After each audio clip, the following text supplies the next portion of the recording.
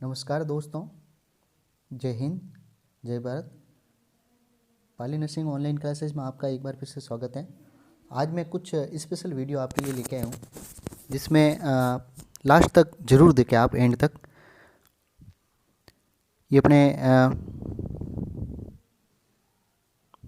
Chittaranjan national cancer institute में बहुत ही अच्छी न्यूज़ है कि स्टाफ नर्स की जो वैकेंसी है वो स्टार्ट होने वाली है, और ऑनलाइन जो फॉर्म है वो भी फिलअप होने वाले हैं, जो जिसकी अपने डेट और किसके पूरे इसके वीडियो पूरा लास्ट एंड तक ज़रूर देखें। आपको पूरी चीज़ें आपको अच्छे से मिलेगी, पूरा डिटेल है वो अच्छे से मैं बताऊंगा कि 19 फरवरी से ये स्टार्ट हो रहे हैं ऑनलाइन फॉर्म। क्या फ़ीस है और किस तरीके से क्या मोड रहेगा और क्या क्या आप किस तरीके से, मतलब टोटली पूरा डिटेल बताऊंगा मैं, है ना। तो जैसा कि अभी आप देख रहे होंगे, चित्तरंजन नेशनल कैंसर इंस्टीट्यूट, और ये परमानेंट पोस्ट के लिए वैकेंसी है। जो डायरेक्ट जो वैकेंसी होती है उसके लिए है ये।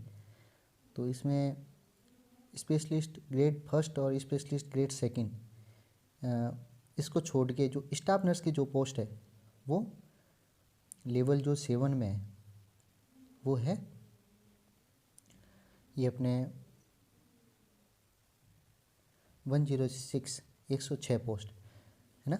जिसमें अनरिजर्व जो कैटेगरी है वो 49 है, और पीडब्ल्यूडी के लिए 4 जो पोस्ट है वो वैकेंट है, और शेड्यूल कास्ट एससी के लिए 22 पोस्ट है, शेड्यूल ट्राइब एसटी के लिए 5 पोस्ट है, और ओबीसी के लिए 26 पोस्ट है। और इसमें फिर अपन आगे चलेंगे तो आगे मैं इसमें डिस्कशन वीडियो में भी दे दूँगा कि ये जो है वो इसका जो वेबसाइट का जो लिंक है वो दे दूँगा, जिससे आप ऑनलाइन फॉर्म भी अप्लाई कर सकते हो। 19 फरवरी से इसका फॉर्म स्टार्ट हो गए, 19 फरवरी, है ना। जैसा कि आज वीडियो बन रहा है तो आज 14 तारीख है, तो 19 तारीख को, है ना, एटलीस्ट 4-5 दिन बाद फॉर्म स्टार्ट हो जाएगी, और 18 मार्च तक चलेगी। मतलब कंप्लीट 1 मंथ है वो फॉर्म अप्लाई के लिए कंटिन्यूशन रहेगा। लेकिन एक चीज़ इसमें ध्यान रखने वाली बात ये है कि ज़्यादा अपन को वेट नहीं करना है कि फॉर्म भर दूंगा। उससे क्या है, फिर आप आगे जाके काफ़ी दिक्कत आती है। मतलब कहने का मतलब कि फॉर्म फिर वो सर्वर डाउन चलता है, या प्रॉपरली जो वेबसाइट चलती नहीं है, तो उसमें अपन को फिर डॉक्यूमेंट्स है वो सबमिट करने में प्रॉब्लम आती है ना। तो इस चीज़ का ज़रूर ध्यान रखें। आगे चलते हैं। स्टाफ नर्स के लिए 106 पोस्ट है, अनरिजर्व के लिए 49 प्लस पीडब्ल्यूडी के लिए 4 पोस्ट, है ना। और SC schedule caste 22 post, ST 5 post, और ओबीसी के लिए 26 पोस्ट।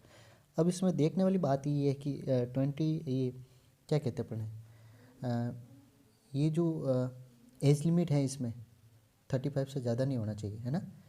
और एजुकेशन क्वालिफिकेशन में देखें अपन स्टाफ नर्स के लिए स्पेशली, तो ये यहाँ पे ज़्यादातर कन्फ्यूजन रहता है बच्चों का कि क्या कितना एक्सपीरियंस चाहिए, क्या चाहिए, किस तरीके से। तो एक चीज़ मैं क्लियर कर देता हूँ।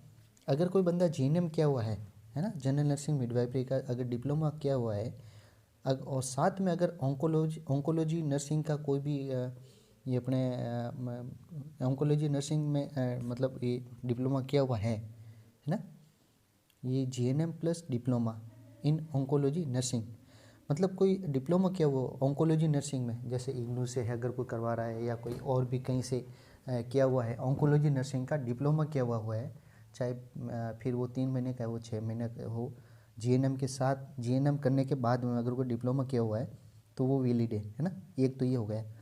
और अगर सिर्फ जीएनएम किया हुआ है तो याद रखना उसमें 2 इयर्स एक्सपीरियंस है, मिनिमम 2 साल का एक्सपीरियंस होना चाहिए 50 बेड हॉस्पिटल का, है ना, after occurring the above qualification.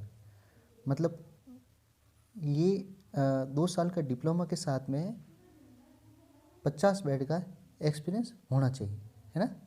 ये कहने का मतलब ये है, ये जो जीएनएम करने के बाद में 2 साल का एक्सपीरियंस होना चाहिए 50 बेड का। अब वो चाहे गवर्नमेंट का हो चाहे प्राइवेट का हो, वो कोई मायने नहीं रखता, कम से कम 50 बेड का एक्सपीरियंस होना चाहिए। अगर जीएनएम और जीएनएम एक तो ये हो गया भाई 2 साल का डिप्लोमा सबसे ऊपर वाला, मतलब जीएनएम करने के बाद में ऑन्कोलॉजी नर्सिंग में डिप्लोमा होना चाहिए। अगर वो नहीं है तो जीएनएम करने के बाद में 2 साल का 50 बेड का हॉस्पिटल का एक्सपीरियंस होना ही होना चाहिए। अगर बीएससी किया हुआ बंदा है, अगर कोई बीएससी किया हुआ है या जीएनएम करने के बाद बीएससी कर लिया उसने, पोस्ट बीएससी कहते हैं जिसको अपन, अगर वो किया हुआ है तो वो भी चलेगा। उसके साथ में ना तो कोई फिर वो ऑन्कोलॉजी नर्सिंग का कोई डिप्लोमा चाहिए या ना कोई 50 बेड हॉस्पिटल का एक्सपीरियंस चाहिए। अगर प्रॉपर वो उसने बीएससी कर रखी है या पोस्ट बेसिक नर्सिंग कर रखी है जो जीएनएम के बाद में होती है, अगर वो किया हो तो उसके साथ कोई एक्सपीरियंस नहीं चाहिए, ये याद रखना है इसमें, है ना। और should be registered with Indian nursing council INC, INC से तो होती ही है, और स्टेट नर्सिंग काउंसिल, कोई ज़रूरी नहीं कोलकाता से हो, कोई अदर स्टेट से अगर वो रजिस्टर्ड है तो वो भी उसमें चलेगा, है ना। अपन से ये पे स्केल जो है वो है इसमें तो सेंट्रल गवर्नमेंट की लेवल 7 में आती है।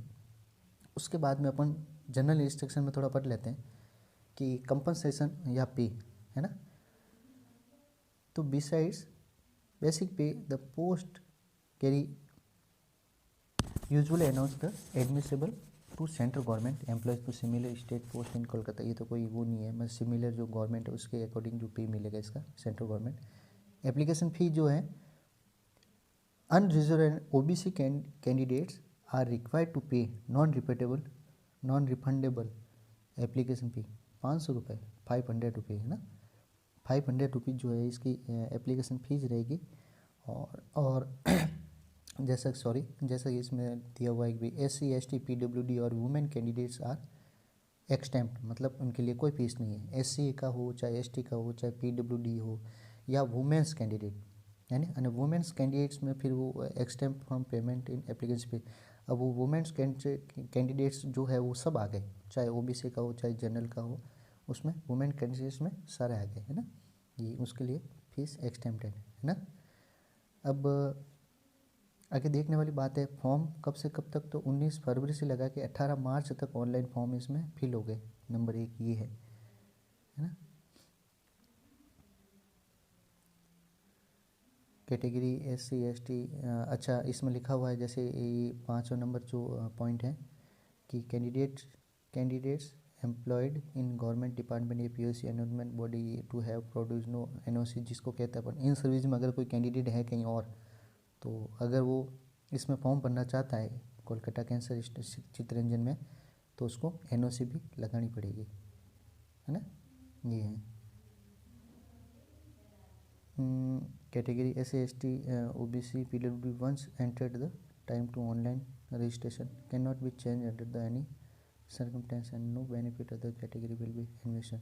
मतलब एक बार आप SC ST में या PWD में फॉर्म ऑनलाइन फॉर्म फिल कर दिया तो उसके बाद अदर कैटेगरी में आपको फिर वो उसका लाभ नहीं मिलेगा, है ना। No benefits. आगे क्या लिखा हुआ है, एडमिट कार्ड के लिए लिखा हुआ है, तो कोई वो नहीं है ना। While applying to the post,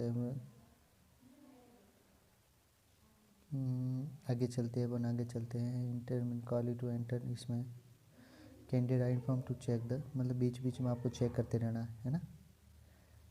ये वाला जो ऑप्शन है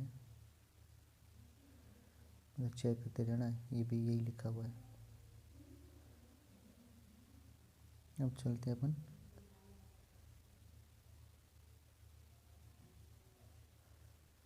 फर्स्ट और सेकंड तो अपना काम का है नहीं वैसे भी। Thank you. ये आपने देखा कुछ ज़्यादा वो नहीं है, मतलब ये है कि फॉर्म आप फिल करिए और best of luck. Pali nursing online classes आप सब्सक्राइब करें, लाइक करें, शेयर जरूर करें और देखते रहिए, और जो भी नोटिफिकेशन है ज़्यादा से ज़्यादा मैं इसमें देता रहूँगा। Thank you.